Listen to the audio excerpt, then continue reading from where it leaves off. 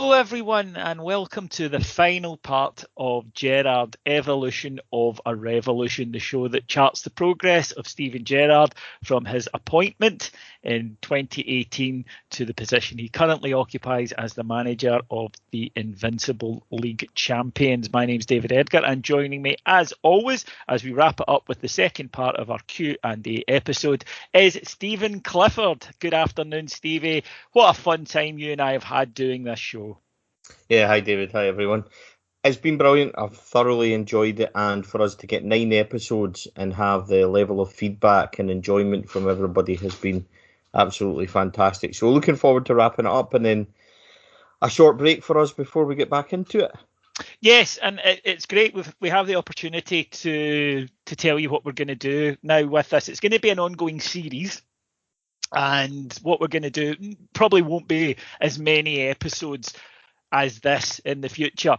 But what we're going to do is we're going to look at various figures from Rangers past and present. So we'll chart people who, players, management, who knows, maybe even other staff. How about the evolution of Jimmy Bell would be an interesting one. But jokes aside, it'll be a short series every time of maybe 4 episodes probably minimum, maybe more if the person was here longer. So we will be away for a wee while, and then we'll be back, and I'm delighted to say that the first person we'll be looking at and charting their evolution there throughout their Rangers career will be Alfredo Morelos. So that will be an awful lot of fun. Same format, same type of thing, where we'll look at it season by season, the improvements, the changes, the differences that we've made, and of course any that you'd like to suggest, any future candidates that you'd like to suggest, then just please let us know. Get in the comments. You can tweet myself or Stevie, anything at all, and we'll gladly consider doing them. So, like I say, I can't promise it'll be every couple of weeks or so often, but we'll take a short break and then we'll come back, just recharge the batteries, if you will, and we don't want you getting fed up with us. Right, Stephen, we left off in the middle of some great questions last week. Let's see what we've got today.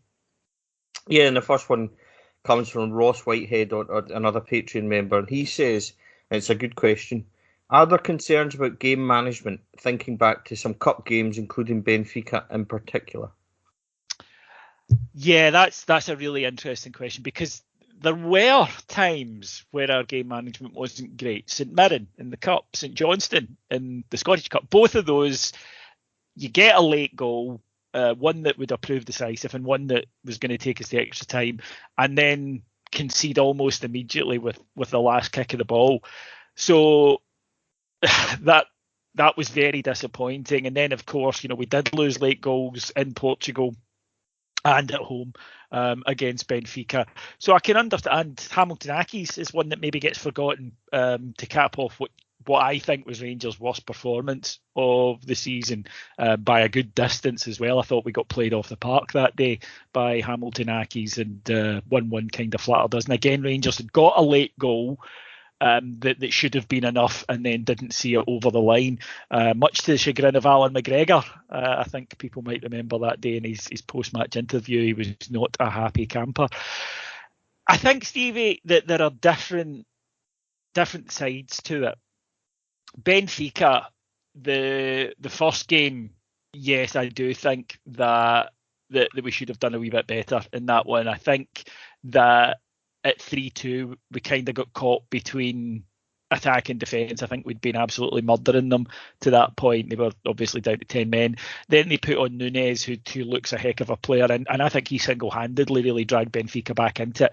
The second game at Rangers was just what happens, at Ibrox was just what happens when you play quality opposition. Rangers got into that 2-0 lead, but it was such a shift Rangers had to do that night. Benfica fizzed the ball about. They were a really, really good side. And that's the one time last season where I think Rangers had done to them what we do to other teams, which is just move the ball so quickly that eventually gaps open up.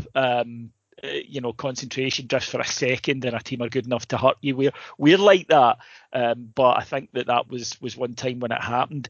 There were a lot of games over Rangers' game management was excellent. There was a lot of league games that were tight. It was 1-0 going into the last 5-10 minutes, and Rangers would quite often send on Itten and Zungu and play it out really safely. Play it out with no concerns. There were a few games at 1-0. A couple of the Hibs matches spring to mind, where what could have been a very fraught last 5-10 minutes turned out not to be at all, as Rangers just kept possession up the field, would win set pieces. So clearly, though, that the fact I was able to name off the top of my head 5 occasions where Rangers have conceded a late goal means that it is definitely an occasional thing.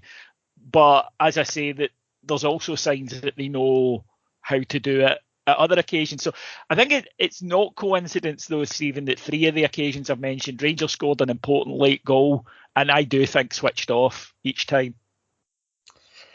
Yeah, like you, game management, they have, if you think about even Celtic games, the 1-0 one at Christmas time, game managed really well. Aberdeen the week after, 2-1 up there when we dominated but managed to kind of put ourselves in a stickier position than needed be.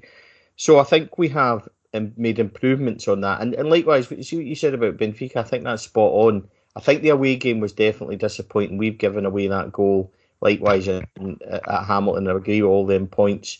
So am I concerned about it? Well, I'm always concerned when we concede goals, but overly concerned about it, no. And the reason I say that as well is I think it's something that we've definitely worked on, David, because it's something that you often hear the manager talk about game management. And he's obviously used Zungu in several situations like that. So I can see, we have an upgrade on those options this year. So I can see us already planning and thinking about that as well. So although always conceding goals is a concern, it would be more of a concern if we were ignoring the situation, and I think we have acted to improve on it. So it's like everything else, it's a work in progress, and we just try and get better at it. What about the late goal point? The fact that when Rangers score a late goal, that on 3 occasions there was this sort of period of relaxation just after it that cost us. They say that, don't they? They say that the most dangerous time to concede a goal is straight after you've scored. So we had, big moments in both cup games, which is really disappointing. But there was also factors behind that. The factors in the first one being we were down to 10 men with Hollander having gone off and we'd used all our subs, so we were waiting to get to extra time. And that really rocked us because we had a period of 3 corners, which led to that. The St Johnstone game was just a complete... what do you say? A faux pas, like a complete nightmare where the goal comes up. So inexcusable thing to happen to leave the goal in. So that was just a bad mistake. Yeah, absolutely. So we learn. I think we learn from them, and as I said, at least I have the knowledge, and we all have the knowledge that they are trying to do something about it, and they are learning their lessons. So it's just like everything else. We just need to hope that we don't get in that situation this time. Douglas Ennis on Patreon asks, how long do you see Steven Gerrard remaining with us? Well, the ideal answer would be, forever. So I would say that about anybody that's winning trophies. But, football has its way of throwing everything up. Just look at Graham Souness. He was on his way to our 3rd title. In comes Liverpool and off he goes. So we can never say forever. But what I would hope is, and what I do see is, I think we'll get definitely 1, but hopefully another 2 seasons out of Steven Gerrard. And then I think we'll look at a situation where Liverpool, Jurgen Klopp will be moving on. And I also think that Steven Gerrard will want to have in his armoury a number of titles, David, not just 1. So he has, I still think this is, so he's done the first part of his project. This is now the second one where he maintains and establishes his legacy before he's ready to move on to the English Premiership, which we know he's destined to do. We know that Liverpool's where he wants to go. So if all the stories are true that they've sent him up here to learn and things like that, I still think he's got a bit to go in his journey before he can legitimately say to them, right, I've got 4, 5, 6 titles in the bag. And I don't just mean leagues, I mean cups, trophies, leagues, everything. So I've got that to do. I've got Champions League progress on my CV, everything. And then we'll be ready to go. And from a Rangers point of view, if we get Champions League this year, automatic qualification 2 years running under Steven Gerrard, potentially he's leaving this football club in a sensational position, financially, team, squad-wise, everything. So 2 years is is the dream scenario for me. And then we look at Steven Gerrard, maybe hopefully half a dozen trophies, and he moves on with everybody's thanks, with the club in a fantastic position. Yeah, I think that in modern football, at a club our size, if you get 4 years, 5 years out of a manager, you're probably doing quite well there. I don't think that at many top clubs now there are stays much longer than that. So I would tend to see, he's under contract to 2024. I think if he was to stay till that would be, exceptional. But then I think at that point he probably would be thinking about a move to whatever is obviously the most attractive option at that time. Yeah, definitely. That brings us on, David. The next one, Ross Stewart again, Patreon. This is a really interesting one as well. We'd love to hear your opinion and thoughts on backroom changes while Steven Gerrard has been there. The most noticeable being Ross Wilson coming in from Mark Allen and Dave King from Douglas Park. So the evolution of those big changes, David. Yeah, well, I don't think a manager can particularly affect what happens at boardroom level. I think that obviously those are factors that are beyond his control. I don't think Dave King had ever misled anyone on his intentions about what he was going to do and how he was going to steady the ship. And then, particularly with COVID, he said he had to concentrate in his own businesses. So I don't think it would come as a shock to Steven Gerrard, although he had an and still does have an excellent relationship with Dave King. I think Douglas Park, having been there and being somebody who was known to Steven and had worked with Steven, I don't think it was a massive change, therefore. I don't think it required a get to know you period or anything like that, or both of them having to learn how to work with each other. I think it was just a continuation, which in any business is always good if you can do that.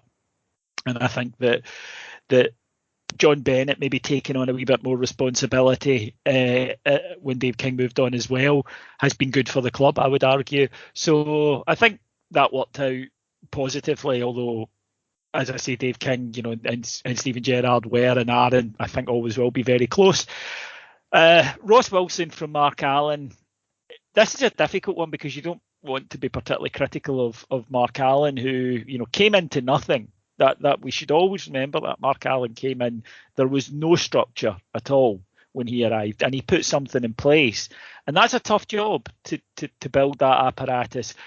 I do think though that almost like the evolution of the squad, you get people in at the start and then you try to build on it, and I think that that's what Rangers did with Ross Wilson. I think he's an operator at the moment. Mark Allen could go on in his career and do other big things, but I just think that at the time and now Ross Wilson is just that bit better for what we need at the moment. And I think him and Steven Gerrard, from certainly what we can see, work very, very well together. I think that they're similar mindset, and I think that there's a good understanding between the two of them of what they want, what they can achieve as well. That's important. I don't think that there's either of them who doesn't believe in the goals and potential outcomes that the other one does. So again, I think that it was just a good change at a good time that worked out for everyone. But that's not to denigrate Mark Allen. I don't want to sit here and make it sound like I'm having a go at him. I think he was great for a part of the journey, and then I think that we got somebody who was ideal for taking us that next leg of the journey. Yeah, so not much to add, David, on that. I think that, we look back at Dave King's tenure very fondly, Douglas Park, both of the significant, things that they've done with the club and sacrifices they've made. So there'll be no, nothing but praise for them.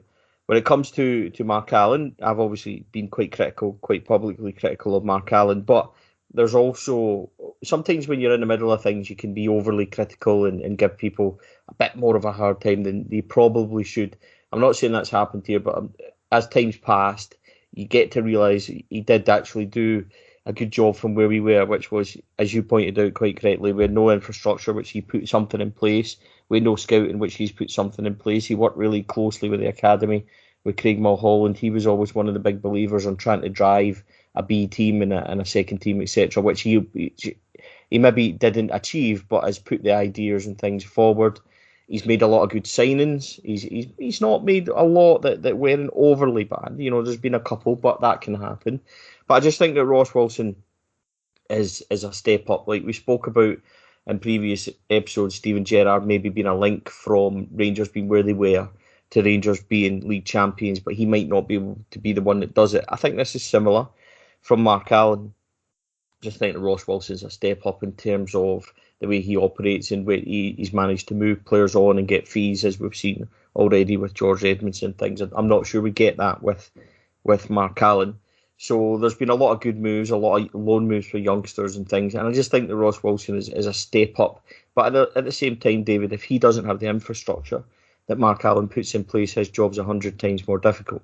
So it's a team effort. I think Steven Gerrard would have been on board. There's no way they're putting somebody in there that he's not on board with. So again, I think that it's all positive and it's all in the trajectory we want it to be in, David.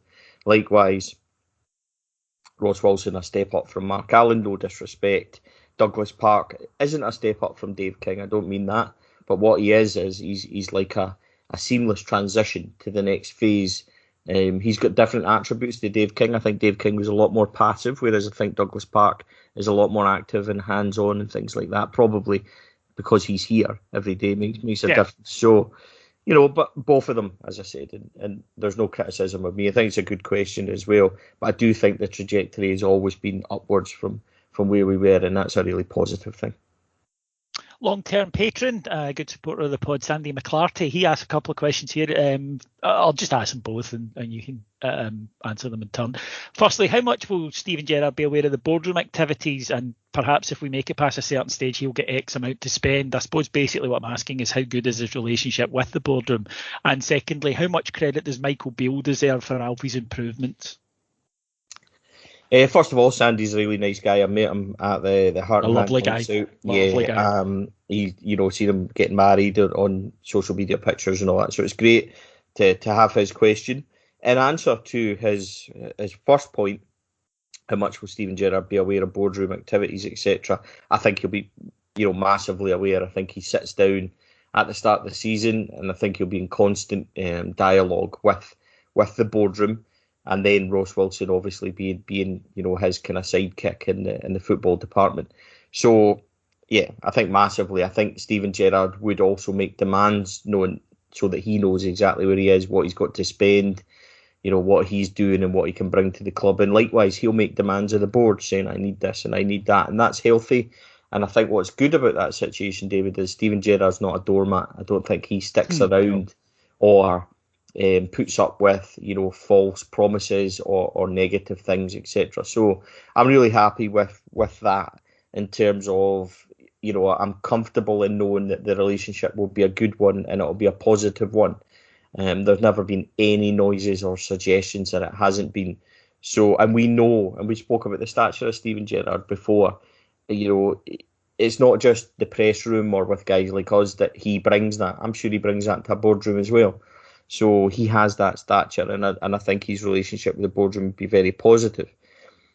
On the second part, how much credit does Michael Beale deserve for Alfie's improvement? I think massive. I think they all do. We spoke a wee bit about this, about Michael Beale's influence, but you only have to look at the track record of the improvements of all the players. Look how good Alfredo is. Look how good Ryan Kent is. I mean, he's frighteningly good. Look at that run on Sunday against Real Madrid. David, I leaned over and said to Mark that was shades of Laudrup, because that's what Laudrup used to do on the left wing and cut in like that. And we've had a player that terrorises defences as much as Ryan Kent is at the moment. But also with Ryan Kent, is that I think he's beginning to believe it. So it's digressing slightly away from Alfredo's point. The point I'm making overall, the improvements, Goldson, Tavernier, Borna Barisic, I think that's a whole management thing. And you look at what Liam Balogun said on the podcast that he done a couple of days ago. He said that Michael Beale was an absolute genius. He has everybody's attention, and the things that he does in training is magnificent. So when you look at it from that point of view, and we obviously don't know what goes on in training, but from picking up wee sound bites and side bits, that things that Gerrard says, I can see him being more Gerrard, somebody that overlooks, interjects at points, but Michael Beale's the man leading it. So in answer to his Sandy's question and how much credit does Michael Beale deserve, I think massive credit, which is why when we get to the situation Steven Gerrard possibly goes, I think Michael Beale, and we've spoke about this before, becomes a natural possibility of a replacement. Yeah, good coaches improve players, good players. Obviously, there has to be a certain level of ability there in the first place, or you can only work with what you've got. But good players unlock, if you like, different skill sets that a player might not know he has. I think a great example of that for me is Ryan Jack, who I think is so much more a complete midfielder than the guy who pitched up from Aberdeen. And he had that in his locker. It was just that Aberdeen, he wasn't required to show it. I say Scott Wright is already showing signs of that as well, incidentally. But good coaching improves players. You need to spot good players, and then you need to spot what they have to offer you, and you need to try and develop it. And I think Michael Beale is terrific at that. As for the other question, yeah, I agree. Managers will and should always push the board for more. Always. A board's part of their responsibility. One of the things, I never blamed Advocat for the wild spending under David Murray. It's David Murray who signed the cheques. So it's up to the board to be responsible and say, look, that is absolutely the limit of what we can go to safely.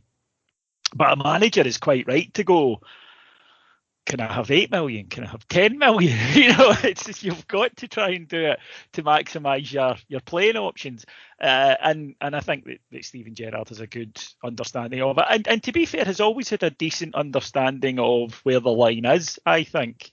I don't think he's ever been a guy who tended to turn around and try and excuse things by saying, well, I don't have the players. And we've seen that from other coaches, where it's kind of a first excuse, isn't it, that they turn to that, oh, well, if I had more money, I'd have a better squad. Well, yeah, but that's not the job you took, is it? I don't think he's ever mentioned that either, which is he's always been very, self-responsible for things that have happened. I don't think he's ever said. He's always been very complimentary, so I would agree. It's a good point, David. Well, you can't magic up more money. So to me, when a manager who surely must have known, there's a difference if you've been lied to, right? That obviously, if you promise 20 million and you arrive and they give you 5, that's different. You then need to consider whether you want to still work for people who would do that to you. But I don't believe that a manager who's been told your budget is 10 million, agrees to that, takes the job, and then complains that his budget was 10 million. To me, that's arse covering. That's all that is. That's what's not my fault. I don't think he's ever done that. He's maybe said, we know what we have to work in, and that's true. We are limited. He's maybe mentioned that, but that's true. That's a fact. So yeah, I'd agree with that. And I think overall his relationship with the board is really solid. The board do try. There's no doubt about it. The board do try and accede to the majority of his wishes. Absolutely, he's a very powerful figure at Rangers. But I think that's understood. I think most managers, successful managers, are powerful at their clubs, aren't they? I mean, that goes with the territory, really. Yeah, absolutely. I agree with that. The next question, David, is a very interesting one. It's the last one of our Patreon members that have sent them in before we move to Twitter, which we've got another dozen or so questions, so plenty to go. But this is a good one, and this is only for you, David, I think, so it's worked out perfectly. Ian Henderson asks, what do you think Steven Gerrard thinks of fan media? Do you think he differentiates his answers between fan media and traditional media? That's a tough one, because obviously, I'm trying to jump inside his head there for an answer, and I don't think I'm capable of that. All I can say is that he's always been very polite to me. He's always been very kind to me. I can't ever say that he's been anything other than decent with me. Somebody gave me a row last year when I said something along the lines of, I doubt Steven Gerrard even knows who I am, and this guy said, oh, that's an insult to Steven Gerrard because he's so detail focused and whatnot. And I said, well, yeah, but I'm essentially a voice at the end of a Zoom call once a week. I don't think he's going to take that much notice of me. In terms of does he differentiate his answers? No, I think with Steven Gerrard, every word is considered in response to it. Possibly there might be an expectation with me, which would be true, that if he is aware of, he's fan media, he's a newspaper or whatever, and I'm sure he is actually to a degree, don't get me wrong for having just said that. I think that he would be surprised maybe if he got a question from me that was framed in a way to try and get a controversial response. Does that make sense? Yeah, absolutely does. Yeah, right. I think that they would know that I'm not going to try and trip him up, and I'm not going to try and get something from him, like a single quote that I can then go and turn into a headline that isn't really what he meant.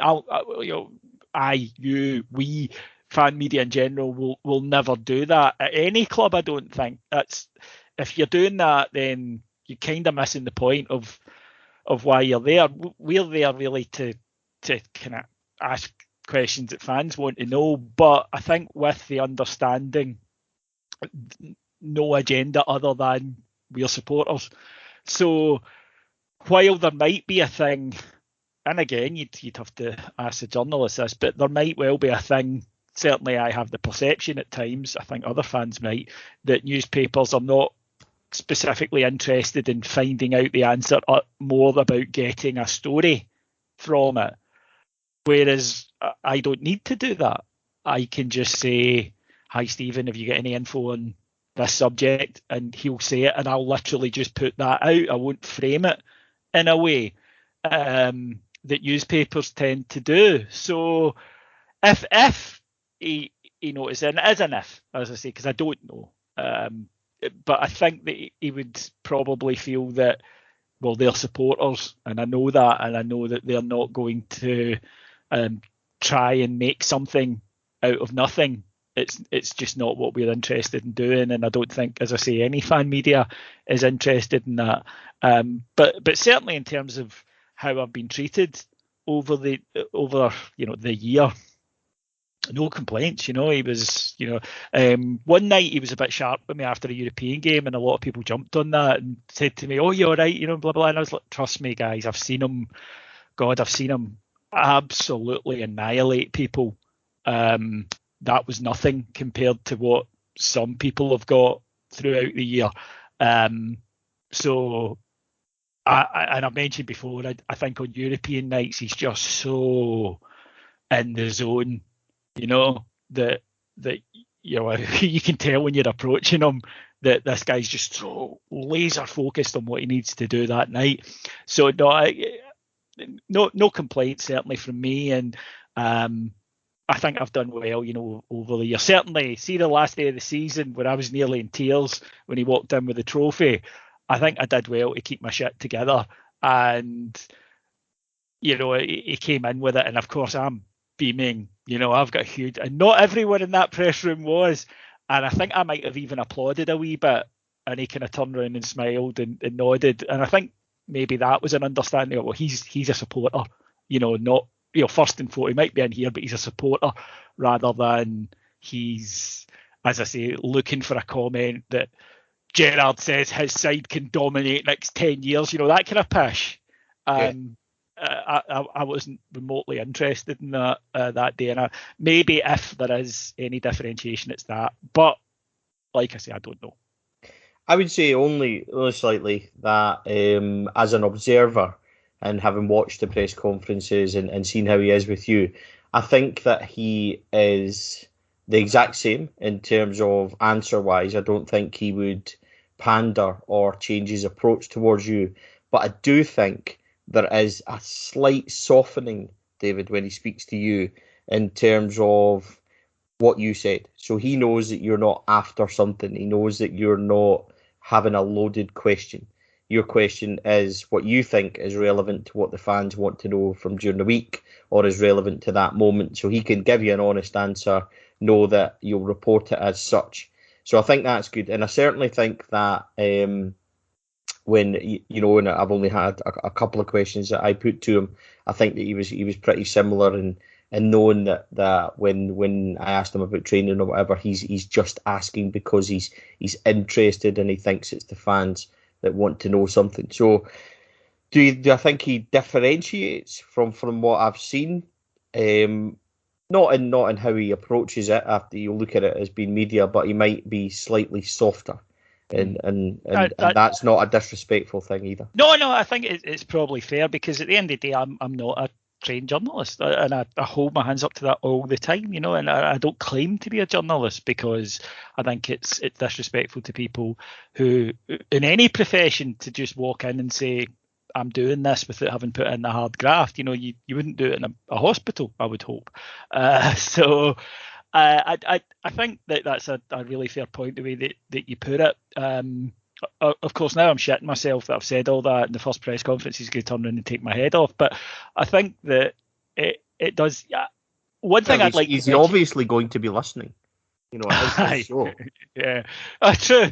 But one thing I think is probably just a thing to point out is people sometimes get frustrated with you because you don't ask what they want you to ask. And there are times where there's maybe a wee bit of a lack of realism about how you can question, you can frame an answer, or you can frame a question. So I'll give you an example. Last year after Livingston, someone went to town on me because he said, why didn't you ask him why he persists with Jack and Kamara when it doesn't work? Now take a step back for a moment, right? I'm sitting there in a press conference and I say to Steven Gerrard, who's fizzing after a bad result, why do you persevere with Jack Kamara? It doesn't work. Now, do you think he's going to give me an answer? Or do you think he's going to just go, what the fuck, ignore it, and then move on to the next question? And my question gets completely just cut out the press conference, never sees the light of day. What do you think is going to happen there? They're human beings. Managers are still humans. You have to frame stuff in a way that might occasionally appear a little soft, but you're trying to get an answer of some sort. So you can maybe say something along the lines of, some fans have been saying Jack and Kamara is perhaps a bit too conservative. What are your thoughts on that? It's just about the framing of it. And like I say,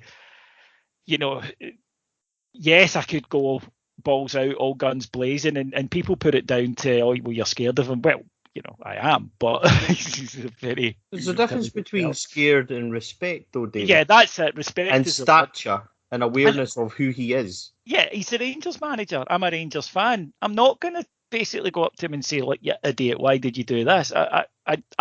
I'll be honest, I'm never going to do that, right? It's not going to happen. I've got too much respect for the office of Rangers manager, and I've got too much respect for him as a manager, as a person, and what he's achieved in football. So I'll try and get the answer that people are wanting. But again, I think that it is just about, framing it in a way that you might get an answer back. Because if you get people's backs up, you're not getting an answer. And the reality of the situation is just that, the manager, the PR guy, and this happens at every football club, the PR guy just moves on to the next question. Similarly, at the start of a press conference, and this, Stevie, and this again happens at every club, they might come out and say, on this issue, the club have made a statement, so the manager won't be referring to it today, right? There might be a statement on the club website about something. If you then ask a question, the manager ignores it and it moves on to the next guy, and the PR guy goes, it's in our statement. So you can ask that question, but what's the point? It's just a waste of everybody's time.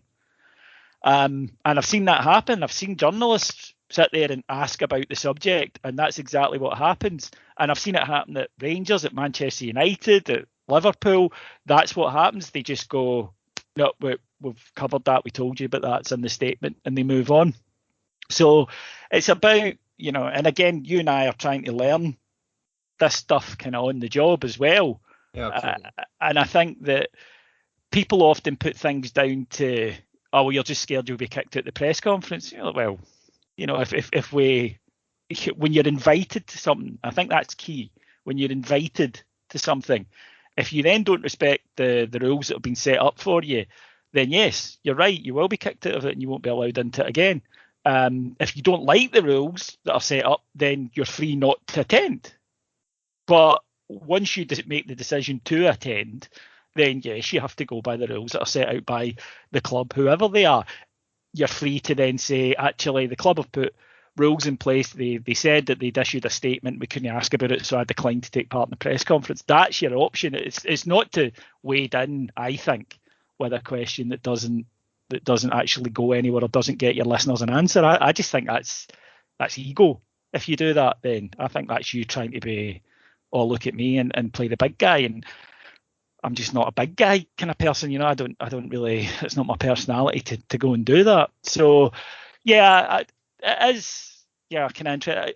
I know that if I sat down with Steven Gerrard for an hour and was able to build up and do an interview, we'd get more out of it. That's what happens. But at a press conference, you've got one question, then it moves on. He's wanting to go, it's always before training. He's wanting to get it done as soon as possible and get into training. It's a different thing. And that's why you are unlikely to get any huge or amazing or deep insights. It's just not the structure to allow that to happen. Yeah, absolutely.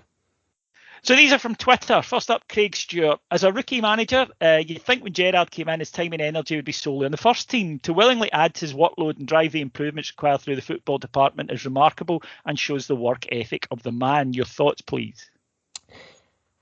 Yeah, I mean, I think that's bang on. I think that Steven Gerrard, not only when he came in, took the first team under his wing, I think he looked at it as a whole, realised the size of the club and where we should be, and said we have to make massive improvements. He's done it at the training ground, he's done it at the football stadium, and he's done it through the club overall, because you look at the small changes even in media and things that were getting leaked out and stuff like that. Steven Gerrard, I think, is the ultimate professional, and we have somebody that expects things to be done in a certain way, and we've taken on and he's taken it on, and the improvements have been fantastic. So I don't think that's much of a question. I think it's more of a statement, and it's one, David, I completely agree with.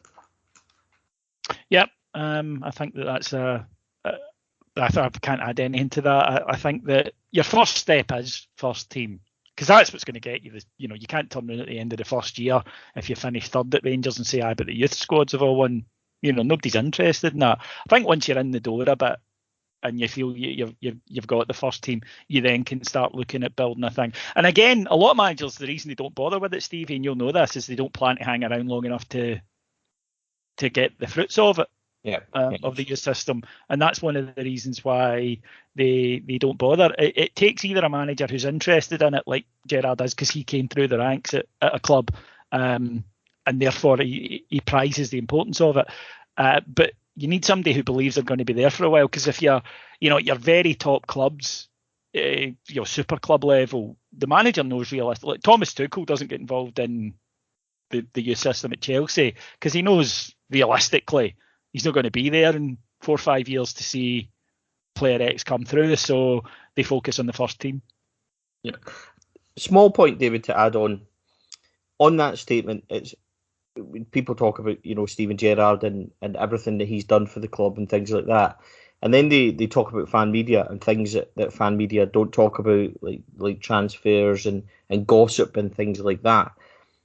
If you had somebody like Steven Gerrard who was trying to do these things for Rangers, trying to put these things in place, trying to, bring the club up levels of professionalism and have it working in a certain way, how do you think we would be viewed if we completely discarded the things that he was trying to put in place, had sites and things that gossiped and put out information that the club and he didn't want? The point I'm trying to make is that maybe years ago that would have been okay, 3, 4, 5 years ago when things were very open. Now it's a different ball game, and I think it's a case, even small, David, in the grand scheme of it, I don't consider myself or fan media to be massive in terms of where the club is, but they've embraced it. And the point I'm trying to make is, if they're embracing that, we should embrace that with them. So times have changed. Is that prevalent? Does that make sense? I think the support in general has taken. I think it's obvious to anybody with transfers that the club don't really like, wild rumours kicking about. And I think that whether or not you or I quite understand the reasoning behind that, but the club feel that it can be harmful to their transfer business. And like I say, that whether or not you or I agree with that, as to whether or not just speculation does in fact do that, that's how they feel.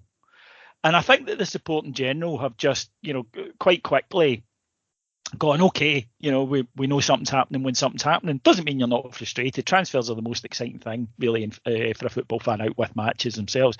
So it doesn't mean that there isn't speculation and whatnot, but I think the fans have quickly came round to the idea of, look, the people who know what's happening are Steven Gerrard and Ross Wilson, and that's true.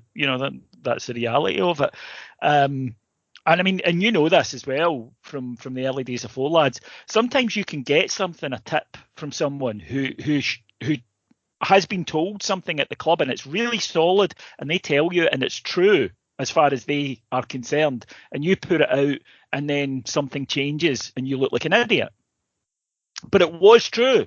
Yeah, and the glory days, David, I call it. Yeah, it was said to you by someone at the club who absolutely believed this to be the case. And sometimes what happens is it is the case on Monday night when you put it out, that's true. And then the next day something happens and it completely changes. And I'm not always sure that people then understand how fluid and quick the market is. And what can quite happen then is they go, oh, you just made that up. And of course you didn't. There was a bit of truth to it. The waters are muddied by, you get journalists who, when they're desperate for a story, not all of them do this, but enough of them that it becomes a thing, that they'll phone up an agent and they'll say something like, you're representing this guy, would he be interested in a move to Rangers?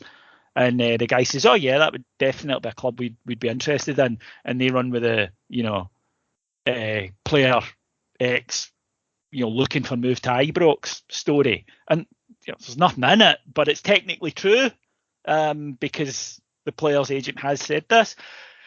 And then of course there are agents who use clubs to try and inflate other players or get interest drummed out in their own players. So there's a lot of that kind of stuff goes on. But I do think the support in general has just went, yeah, okay, we get it. You'll announce stuff when it's ready, and that goes back to my fundamental belief that if clubs are honest with their supports are adults and they'll accept it.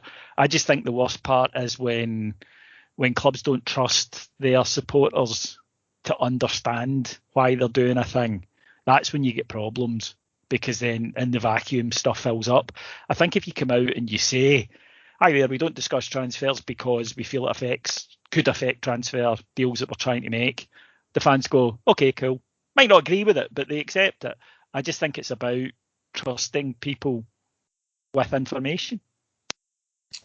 Absolutely. That takes us on our next one. Stuart Mursell asks the importance of Ovi Ajaria's goal versus Ufa. If we didn't get into group stage, Steven Gerrard's rebuild job would have been harder for the next season. But if we didn't have European football, then the season, we might have won domestically. But in terms of where we were at that point, David, fundamentally important. What's your thoughts on it? That's a great question. These are fun when you're doing well, the what ifs. Yeah, that goal was massive. I think for a couple of reasons. Firstly, money, and it was important. We needed it. We're not sitting with the squad we're sitting with if we haven't got 3 years of Europa League money. That's just a fact. That accelerated our rebuild, well, I would say dramatically. But I think as well that what that did was it bought everyone in this new project time, because there was an achievement, and it was an achievement. We didn't get a trophy for it, but it was an achievement. When you go in at the first round of Europe, you're not supposed to get to the group stage. It's specifically designed to stop you getting to the group stage. UEFA don't want you in the group stage. And that's why it happened so rarely. I think we were one of the first clubs to have done it, weren't we? I know it's happened a few times since, but yeah, we were. Yep. Yeah. So there was an achievement, and I think it then gave everybody this. Well, he knows what he's doing. It's not a Pedro. This is not going to be a disaster. Might not work, but it's not. We're not going to be embarrassed. And I think that initially it gave It gave the whole club really a bit of belief in what they were doing. Did it have an impact in the domestic season? I think so. The squad was very thin, understandably, because it was being basically rebuilt from scratch. Would we have won a cup without it?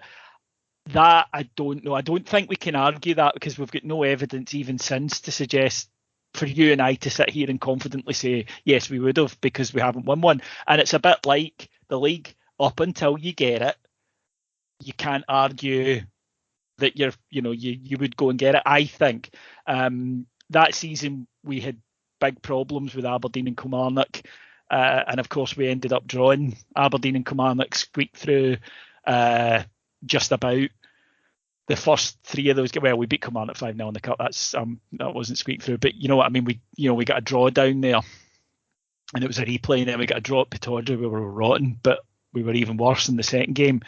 I don't think that would have changed it. Alfie would still have been suspended for that League Cup semi. Kyle Lafferty would still have been cup tied for that League Cup semi. So I don't think I can argue that with any real plausibility, simply because it's not like Rangers have since then gone on to show themselves to be a better cup team than they showed themselves in that first season, unfortunately. Yeah, I mean, I very quickly, I would just say on that, I think it was a massively important thing. I think that in terms of financial growth and being able to accelerate players coming in, etc., it was hugely important. You could argue that the likes of that European money brought in Davis, Defoe, then Hollander and Summer, etc. So no need to overly add much, David, but I think looking back on it, the importance of it was massive, and it also set, the standard in terms of where we wanted to be in Europe and what we had to do. Yeah, I would agree with that. This one comes from fellow Fan Media Club at 22 podcast. They say, first off, lads, the series has been top notch. Really enjoyed listening to it. Thank you. My question is, will the team that won 55 grow in time to become one of the most important squads in our lifetime, or will it depend on how Gerrard and the squad do over the next season or two? First of all, the squad that won 55, I think, is immortalised in history. And looking back in 10, 15 years' time, we will look back with massive adulation on what they'd done, the invincible run, etc. So I think that is set in stone. With regards to how important they will be, in our lifetime, it will solely depend on what happens next. If it becomes a one-off, then I think we'll all look back on it as a massive opportunity missed. I don't think it will, may I add. But if it did do that, then I think we would look back on it in that. But if this squad kicks on and cements its legacy, which I think it's in a position to do with the strength of squad and where we are now, maybe get a double, treble trophy, stuff like that is the dream scenario. So I don't think they would become the most important of my lifetime, because I lived in a lifetime that's seen, 9 in a row and things like that. I've also seen, Walter's 3 trophies between 2008 and 2011, David. Financially, where we were and everything else at that point were absolutely huge, which gets overshadowed by what happened next in terms of history. But they were massive, Alex McLeish's treble, things like that. Every trophy for Rangers is important and vital. I don't think there's some that emotionally will be, much, much more important and things like that. But everyone's important to the club. I don't think, who's to say or where exactly Steven Gerrard can take us? He's not going to take us to Champions League final or anything else, but massive runs in Europe, top results and things like that. We may be in a position where we look back on this squad and this team and this time, and I hope we are, that says that it was a massively enjoyable period for our support. I think that's where we'll be, and I'm looking forward to it. Yeah, not much to add to that. I think you've captured my feelings on it pretty perfectly there as well. The only thing I would maybe add is that they were unbeaten in the league, and we haven't had many sides who've done that. So no matter what, that achievement did buy them a bit of history. And of course, it was our first title in 10 years. So yeah, I think that no matter what, people will always look back very, very fondly on that league winning season. And I think with time, people do, contextualise things pretty well at Rangers. But you're right. If we were to blow the league this season to opposition that I think we feel we're better than, then there would be extreme disappointment, and that, of course, would perhaps colour it. But I do think that regardless of that, when time does its work, that this will be a really admired squad. But I'm with you. I don't see the possibility of them, particularly this season, doing anything that's going to cast a shadow over their achievements last year. Next question, David, is from Scott Cameron, who we know and we like on Twitter, and it's something that we've already answered. So really quickly, I'm going to say the answer to this for me is yes. But he asks, is Michael Beale a realistic option as the next manager, or is it inevitable Gerrard takes the whole coaching team with him to Liverpool on the assumption that's what happens next? I think we mentioned this last week. I do think that it will come down to what Michael Beale wants to do. I did think for a long, long time that when one went, they all went. I thought, as a block, but I now think that Michael Beale, would certainly be considered for the job if he wanted it. Not saying he would get it. Not saying he's a sure. I'm not even saying he would apply, because I don't know. But he would definitely, if he did apply, he would be under consideration for that job. Next question comes from Rick Roberts. He says, what do you think that Gerrard and co make of the situation with the compliance officer in the SPFL, and even the BBC for that matter? They surely haven't encountered anything quite like this.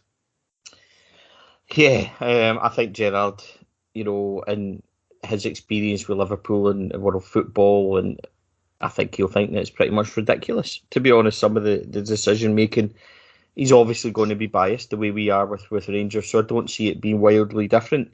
I see, for the matter like the BBC and stuff like that, I don't see Steven Gerrard sitting worrying about it or getting overly involved in that side of the politics. I think he'll say, and I've heard him say, that's above my pay grade, that's for the guys above. I think Steven Gerrard will take a very pragmatic look at it and say to himself, I've got things I need to worry about, first team players, the training ground, etc. That's for up the stairs. So he'll be aware of it, but I don't think he'll overly worry or bother about it. I don't think that he looks at the BBC, to being any other different than media, etc. And he'll just get on with it accordingly and let others deal with that. Yeah, I totally agree. I think that in terms of stuff like it does happen, by the way. Don't think that in England there aren't clubs, obviously famously for various reasons, Merseyside clubs with the Sun, so it's something he will have experienced before. But I agree with Stephen. I don't think it's something he concerns himself with particularly. On the SPFL and compliance officer and all the rest of it, he's an intelligent man, and it's a circus, and we know it's a circus. So there's absolutely no way. There's no way anybody who isn't basically a confirmed Rangers hater would look at the situation in Scotland and think that is a well-run organisation that knows what it's doing. So I'm sure he looks at it in much the same way we all do and goes, really? Seriously? So, yeah, I just don't think, really, and again, maybe I'm biased, but I just don't believe any intelligent or unintelligent. I think my dog could look at the SPFL and go, they get paid for that. So, yeah. That's my take on it. This one comes from Dino55. How far do you think he thinks he can take Rangers in the Champions League before he inevitably leaves for Liverpool? I think it goes back to something he says last year when he talked about, I've mentioned this before, he says in February time, before Antwerp, I think it was, he said that he wants to get in a position where Rangers are regularly in the latter stages and finals of European football. I think we both know, David, how difficult that is to crack in terms of the Champions League. I think that in the Europa and things like that, I think that he will see us as being a last eight kind of side, and that's where he'll want us to be. But he'll want us first. If we were in that situation, is the point I'm trying to make. If we, in terms of Champions League, I think his short-term aim will be qualification. His long-term aim will be things like last 32 after Christmas time. And he'll maybe see, if he was here, for 2-3 years longer, he would want after Christmas. I think that's entirely where he would want to be. Yes, I think he would definitely see his ability to compete and get out of the group stages. It is, of course, unrealistic to expect us to win it. That's just the way that football economics work. Let's look at who gets to finals these days. Manchester City, Chelsea, the year before Bayern Munich and Paris Saint-Germain. There's a thing that these clubs have in common, and we just can't compete with that level of player. But he would certainly, I'm sure, feel that he had a crack at getting us out of the group stages. And then I genuinely believe that he would feel if we dropped to the Europa League that we had a crack at doing something special in it. And obviously the experiences of 2008 make us realise that it's not impossible for a club like us, if we get the circumstances correct, to have a right good go at it. And I don't think he's limited in his belief that that's a possibility for us. So yeah, I agree. I think that I don't think he's got limited ambition in it. I don't think he'll get us to the Champions League and then go, right, job done, just enjoy the 6 matches, lads. I just don't think he's got that in his character. Next one, David, comes from Richard McClucky. Again, I think it's slightly similar to something that we've answered before, but it's would Rangers be successful if it wasn't for Michael Beale? He says he knows that Michael Beale wouldn't claim it, but he wonders if Michael Beale is the brains behind the operation. Rangers wouldn't be as successful without any of the management team there, because they all bring something to it, and that's part of the thing as a team. I think it's too simplistic to say any one person is the brains behind it, because I think that they all contribute stuff. Michael Beale, you mentioned earlier, Leon Balogun said it this week, a genius coach, and of course he has an astonishingly deep skill set that he's brought to Rangers, and we've seen improvements in players. We've seen some of his tactical Beale ball, as Adam, our tactics guy, calls it. So we know what he's capable of. But equally, Steven Gerrard is a great manager who gets players to run through brick walls for him, who's important in attracting players there in the first place because of who he is and the stature that he has in the game. I don't think Joe Aribo is playing for us, for example, if Steven Gerrard's not there. You could say that about Connor Goldson probably would be in that category as well. He's such a big draw. Gary McAllister is a guy who knits everything together. He's there for the players to come to if they've got issues. He's there to explain things in detail. He's there to pass on his knowledge. Tom Culshaw, we know the stuff he does, particularly with the set pieces. We're a fit side, and that's Jordan Milsom. So Michael Beale is vitally important, but I don't think that. I think if you took any of them out, it wouldn't be as successful as it's been. Yeah, absolutely.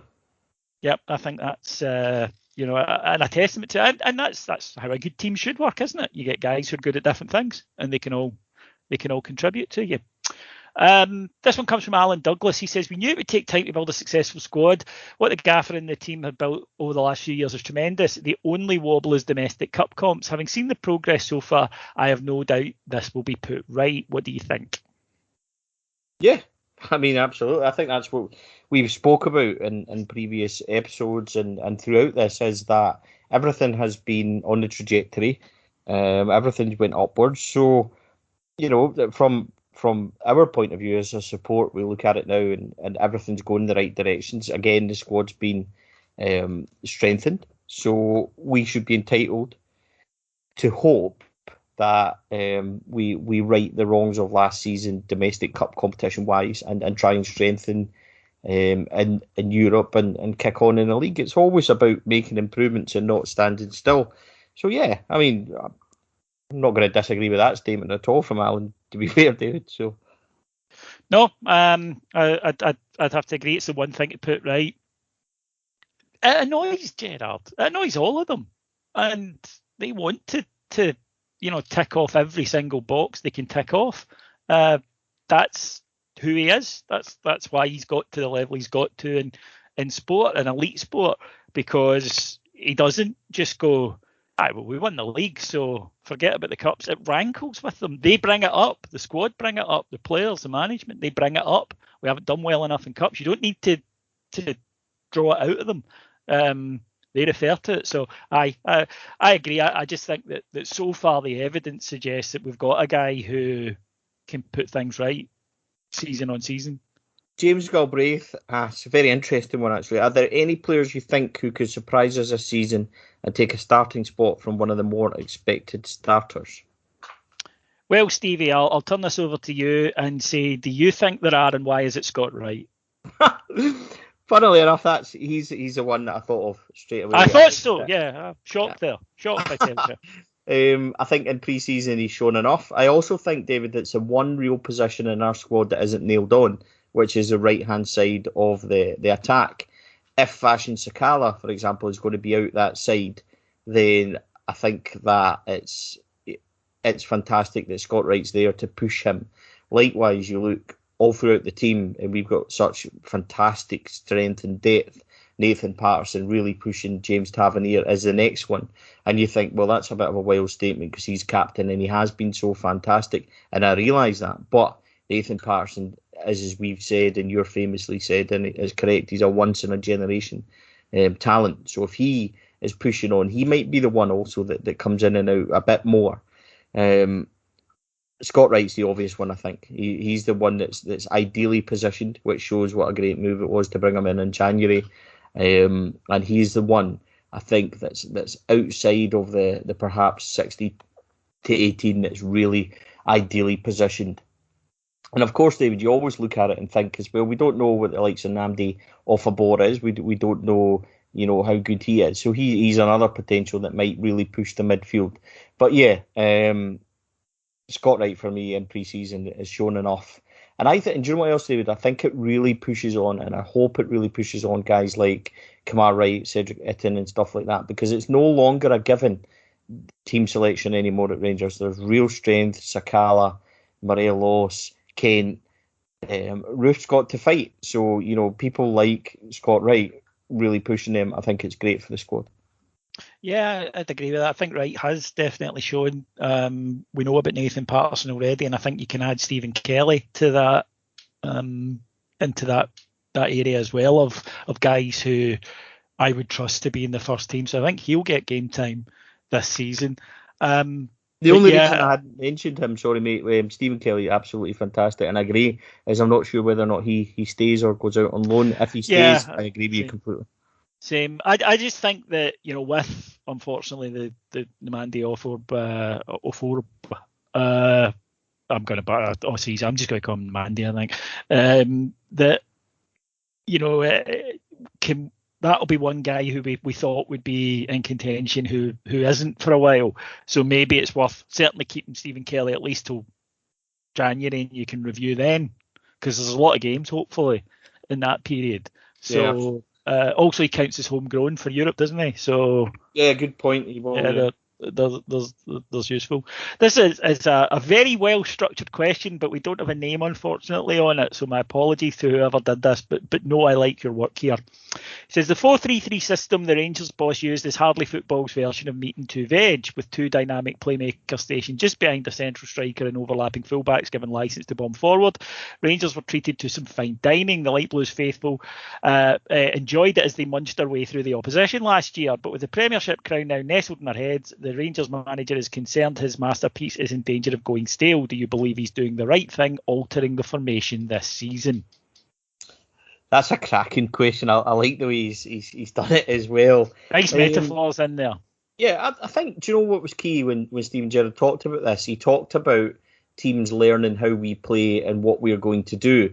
And if you look at what we've discussed and go back to the first year and how we found that opposition found us out, we were a bit stale. I think that a good manager will always evolve. So he's looking at it. We'll stay true to what we've become successful with, David. I think that's priority. But he will put in contingencies, different strategies, different formations and things, and he'll try and work in the best players like Patterson, Tavernier, which we've seen slightly in bits. And he'll try and do that. So if we're struggling in games and can't break through and things like that, he can switch it and the team can be more fluent. I think that's a sign of a good team. I think good teams do that. I think they have, a plan B and alternative things. So do I believe he's doing the right thing? Yes, to an extent I do, because he's not going to rip it up and suddenly go 3-5-2. That's not what he's going to do. He's going to have contingencies and other plans. So I was happy to hear that. It also always gives us, options, David. Our squad is a lot stronger. It's a lot better placed individually, squad-wise as well. So do I believe he's doing the right thing? Yes, I do. Oh, more options the better. What we've got works for us, but there might be a time that it doesn't. An opposition might find a way to stymie it totally, or you've got a key player or two missing, which means the system isn't as effective.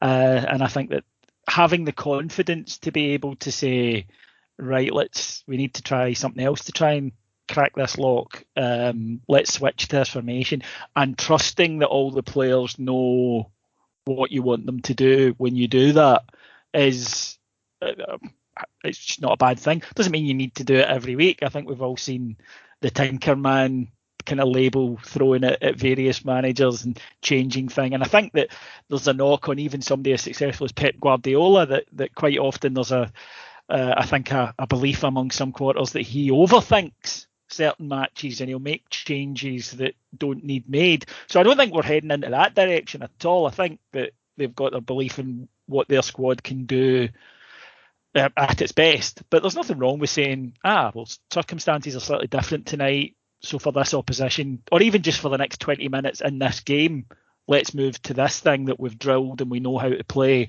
because we think this will work better. I think that's just good sense. Absolutely. David, we are at the final question. It's been fantastic.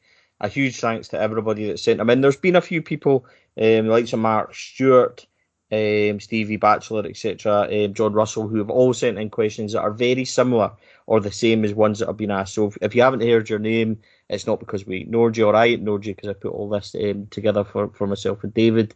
It's not a case of us doing that. It's just a case of we've had similar ones. So thank you, everybody. This has been a lot of fun. Thank you to John Simpson as well for his last question, David. And it asks, do you think part of the change with the players last summer was seeing the board take on the SPFL, realise we were always fighting a losing battle, and understanding that we would need to raise the level on the pitch so nobody could stop us off it? Well, again, that would be something that the players would need to address. I think that certainly every interview I heard from a footballer in any league, with the exception of one club, said titles are won on the pitch. And I would confidently argue that that's a common view among footballers, that you cannot be handed a league title with a quarter of a season to go and claim in good conscience that you are the proper league winners.